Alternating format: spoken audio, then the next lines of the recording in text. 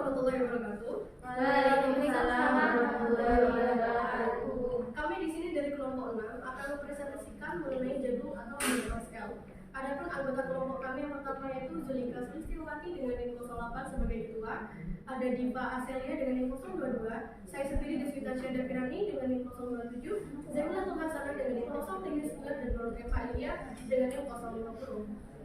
Nah, apa sih itu jagung? Tidak dapat kita pungkiri bahwa kita semua itu tahu ya terbentuk dari tanaman jagung. Nah, di sini ada sedikit penjelasan mengenai tanaman jagung itu. Tanaman jagung atau ziamais merupakan tanaman rumput rumputan dan berbiji tunggal atau monokotil. Nah, jagung ini tuh merupakan tanaman rumput kuat sedikit berumpun dengan batang yang kasar dan kuat dan tingginya itu sekitar 0,6 sampai 3 meter. Tanaman jagung ini tuh termasuk tumbuhan tanaman musiman dengan umur kurang lebih 3 bulanan menurut Nuridianti tahun 2011. Jagung atau ziamais ini adalah salah satu tanaman penghasil karbohidrat yang terpenting di dunia selain gandum dan juga padi. Bagi penduduk Amerika Tengah dan Amerika Selatan, jagung adalah pangan pokok, sebagaimana bagi sebagian penduduk Afrika dan sebagian daerah yang ada di Indonesia. Oke, next.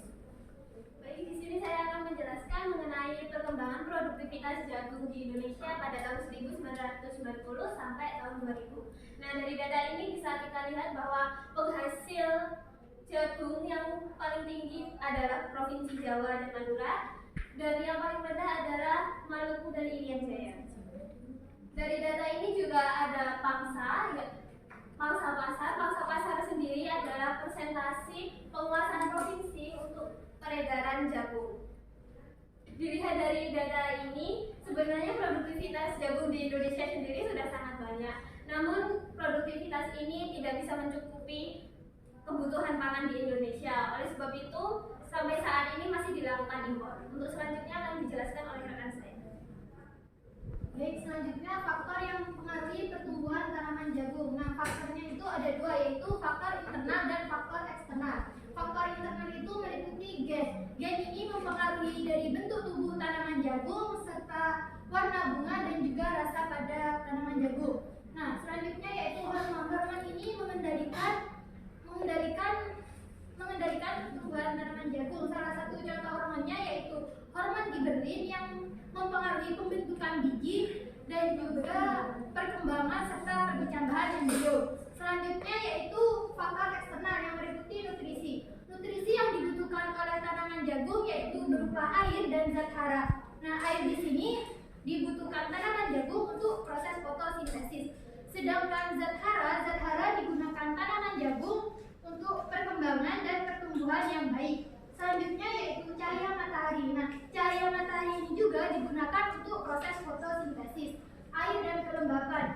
Air tadi digunakan untuk proses fotosintesis. Nah, sedangkan kelembaban ini mempengaruhi air yang dapat diserap oleh tanaman untuk mengurangi penguapan. Selanjutnya yaitu suhu. Nah, suhu yang dikehendaki oleh tanaman jagung berkisar antara 21 sampai 34 derajat Celcius. Akan tetapi suhu yang ideal untuk pertumbuhan tanaman jagung itu berkisar antara 23 sampai 20 derajat Celcius. Nah, yang terakhir yaitu tanah. Tanaman jagung dapat tumbuh optimal pada tanah yang gembur, subur, dan juga kaya akan humus. Keasaman tanah yang dikehendaki oleh pertumbuhan tanaman jagung pH antara 5,6 sampai 7,5. Selanjutnya akan dijelaskan oleh rekan saya. Baik, terima kasih. Di sini saya akan menjelaskan tentang manfaat jagung terhadap kesehatan. Yang pertama yaitu melancarkan pencernaan. Tanaman jagung kaya akan serat. Serat ini berfungsi untuk meningkatkan pertumbuhan bakteri baik di dalam usus. Bakteri baik tersebutlah yang akan membantu untuk melancarkan proses pencernaan. Yang kedua yaitu menjaga kesehatan. Di dalam jagung terdapat antioksidan yang bernama zeaxanthin dan juga lutein yang berfungsi untuk menjaga kesehatan mata.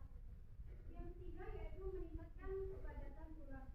Di dalam 100 gram jagung terdapat sekitar 500 mg fosfor. Fosfor ini berfungsi untuk menjaga kepadatan tulang serta membantu kekuatan tulang dan gigi.